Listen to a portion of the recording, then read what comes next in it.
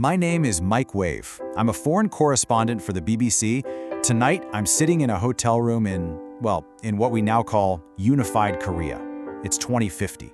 I've been doing this job for 30 years, and it all started with this old photo of my grandfather.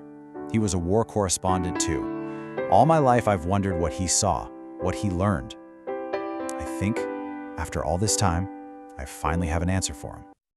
It all started for me back in Moscow in the 2020s. I was young, ambitious, and completely powerless. I spent most nights just like this, rewriting manuscripts, battling language barriers, feeling like my own thoughts were as hazy as the streetlight through the fogged-up window. I was reporting, sure, but I wasn't really understanding anything yet. And then, things started to stir.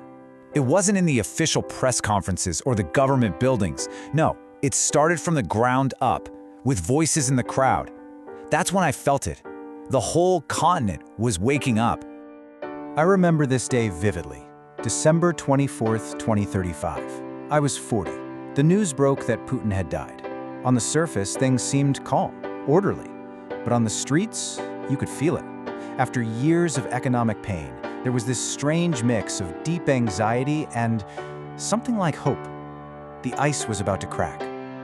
A year later, I was in Barnaul covering fuel price protests, and I met this woman, Olga.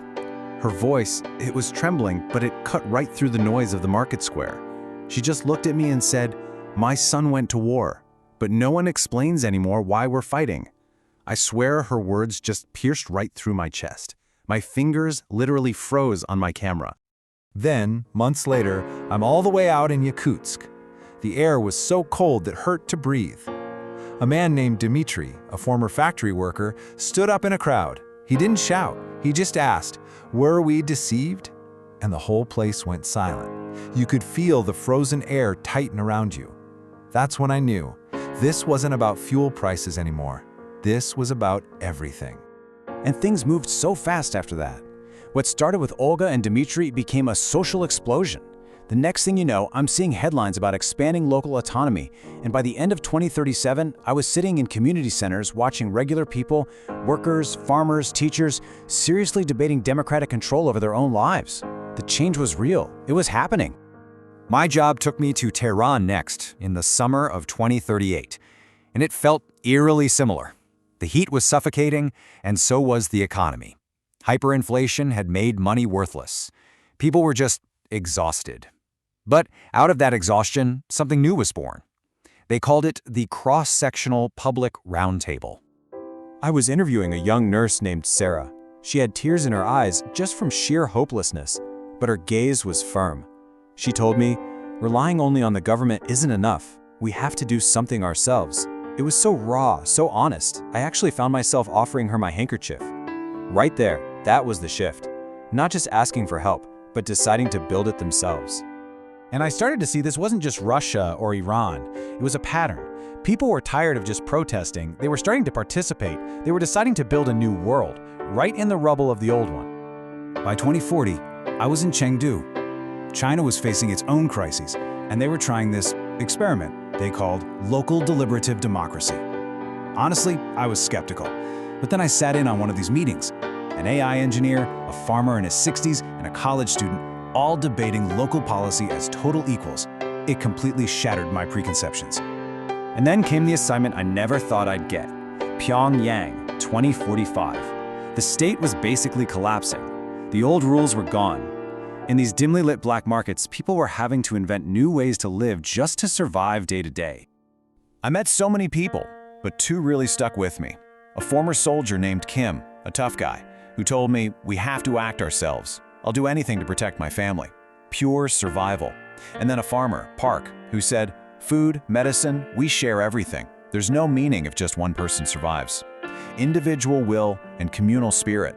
These two ideas, they became the foundation for everything that came next. And you can see it grow right there in front of you. It started with these little self-management committees in the markets. Then those committees networked together to figure out how to share food and medicine. And pretty soon, the international community realized these citizen networks were the only trusted authority in the country. They became part of the provisional government. This had to happen before any talk of unification could even begin. So you see, all these threads, A woman's tears in a Russian market, a nurse's resolve in a Tehran bazaar, a debate in Chengdu, and a farmer sharing his food in Pyongyang. They all started weaving together, leading to this one single unbelievable moment. The New Eurasian Cooperation Conference wasn't like any diplomacy I'd ever seen. Yes, nations like China, Japan, Russia, and Iran gave aid. But here's the kicker. The distribution was supervised by those same citizen networks I saw form in the black markets. That trust, built from the ground up, is what made it all possible. And in October 2050, unified Korea was born. I was there when the first international cargo train pulled into Pyongyang. I'll never forget the sound. It was almost silent, just this smooth glide of wheels on the track. But it felt louder than a bomb. You could hear the crowd just breathing, holding its breath. It was the sound of the future arriving. And standing there on the platform, I saw them.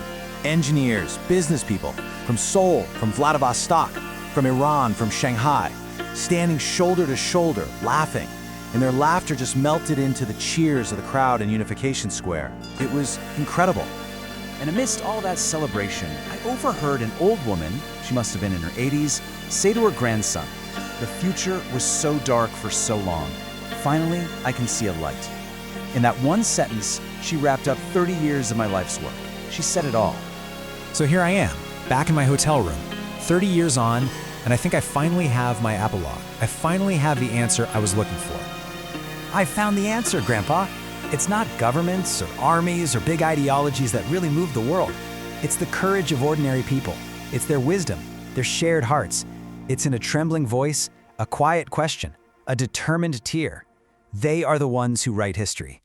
And for 30 years, I wasn't just an observer. I was lucky enough to be a part of it.